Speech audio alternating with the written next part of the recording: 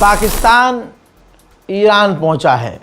पाकिस्तान के आसिम मुनीर, तस्वीर सीधा आपके सामने, पाकिस्तान के army chief Asim Munir Iran पहुंचे हैं और उनको रिसीव करने के लिए ईरान के विदेश मंत्री अब्बास अराक्ची खुद पहुंचे थे। दोस्तों, ये बड़ी बात है, एक देश के आर्मी चीफ को रिसीव करने के लिए भाई किसी देश का विदेश मंत्री खुद खड़ा हो, ये अहमियत बताता है कि पाकिस्तान को कितना मानता है ईरान।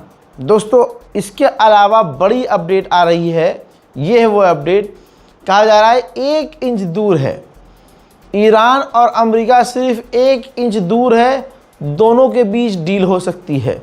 लेकिन ये बात कह दूं कि कंफर्म कुछ भी नहीं है, क्योंकि यहाँ एक तरफ ईमानदारी से ईरान है, धोखे से कत्ल करने वाला अमेरिका है।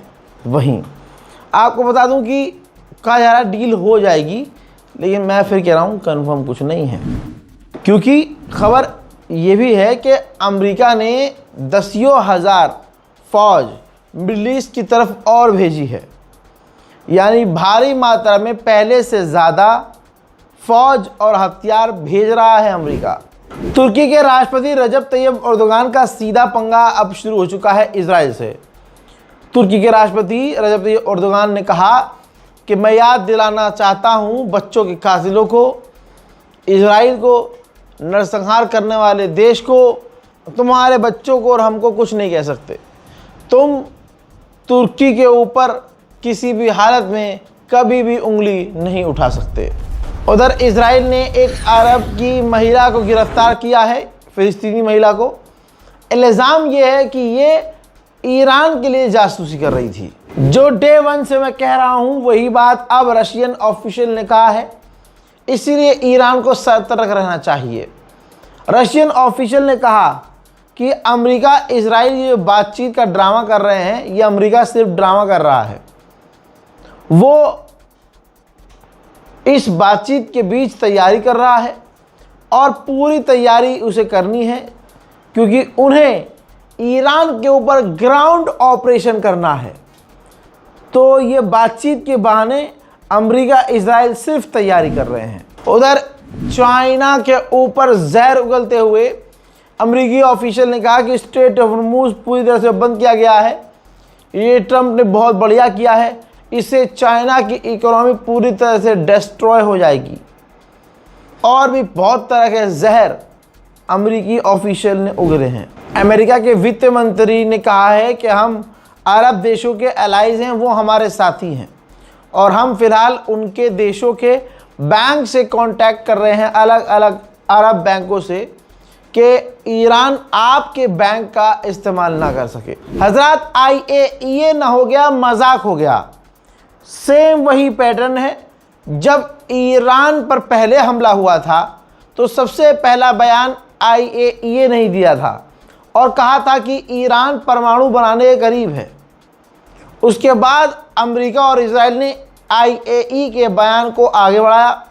उसके बयान का सहारा लेकर इजराइल के अमेरिका के द्वारा ईरान पर हमला कर दिया गया।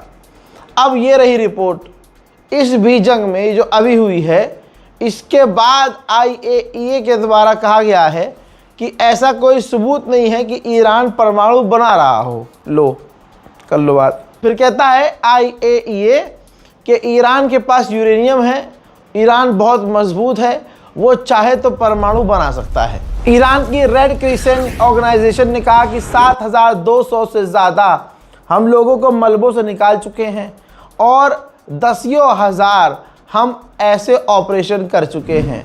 यही रेड क्रिसेंट से फिर मुलाकात की है ईरान के प्रेसिडेंट पेज़ेश्कियान ने, जो डॉक्टरों की संस्था है और इनके अंदर ह्यूमन राइट से जुड़े हुए और भी लोग काम करते हैं। हजरात, रेड क्रिसेंट सोसाइटी ने अपना बेहतरीन काम करके दुनिया को दिखा दिया है। ईरान के राष्ट्रपति ने कहा कि वो हमें आतंकवादी कहते हैं, जबकि आतंकवादी वो खुद हैं। उनका जहां मन करता है वो वहाँ हमला करते हैं, वहाँ आतंकवाद फैलाते हैं, वहाँ नरसंहार करते हैं, लेकिन दुनिया उन्हें कुछ नहीं कहती।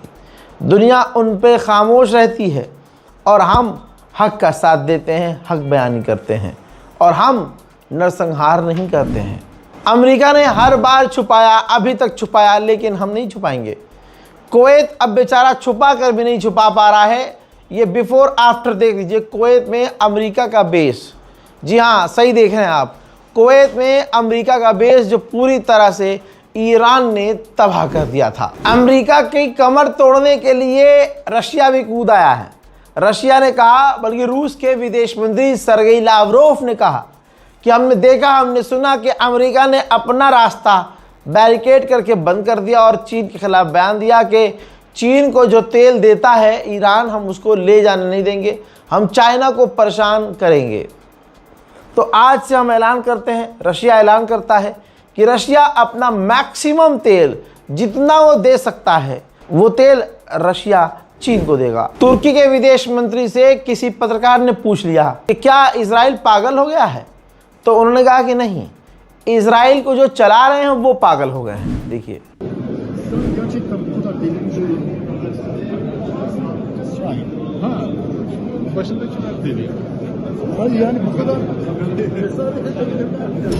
ब्रिटेन की सरकार ने अमेरिका के मुंह में मूत दिया।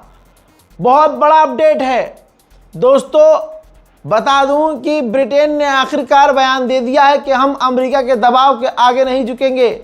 अमेरिका दबाव बना रहा है इस जंग में कूदने के लिए, जो जंग अमेरिका ने शुरू की है उसकी जंग है, लेकिन हम किसी के बहकावे में और दबाव में आकर इस जंग में नहीं कूदेंगे।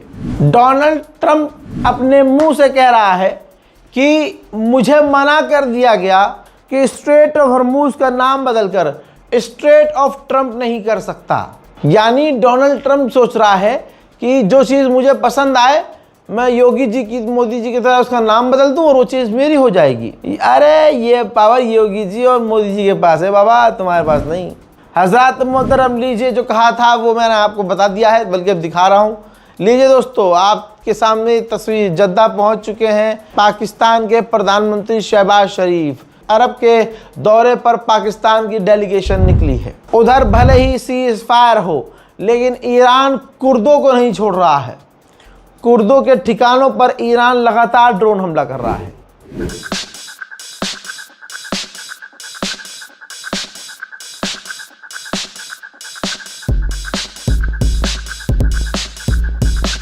इसके अलावा चाइना के विदेश मंत्री ने ईरान के विदेश मंत्री से फोन पर बात की है।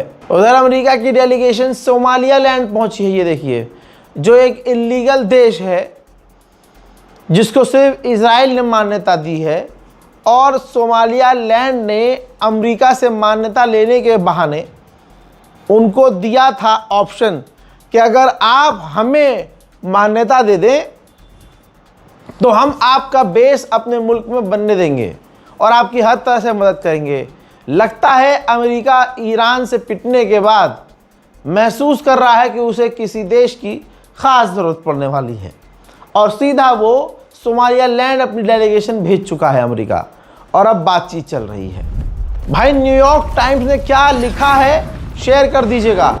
अमेरिका के अखबार ने लिखा है कि 4 तरीके से डोनाल्ड ट्रंप की इस जंग से अमेरिका को बड़ा नुकसान हुआ है। पहला ये कि इस जंग से ईरान बहुत मजबूत हो गया है। दूसरा, अमेरिका के हथियार खत्म हो रहे हैं। तीसरा, अमेरिका के एलाइज से अमेरिका के रिश्ते खराब हो चुके हैं, अमेरिका पर अब साथी भरोसा नहीं कर रहे।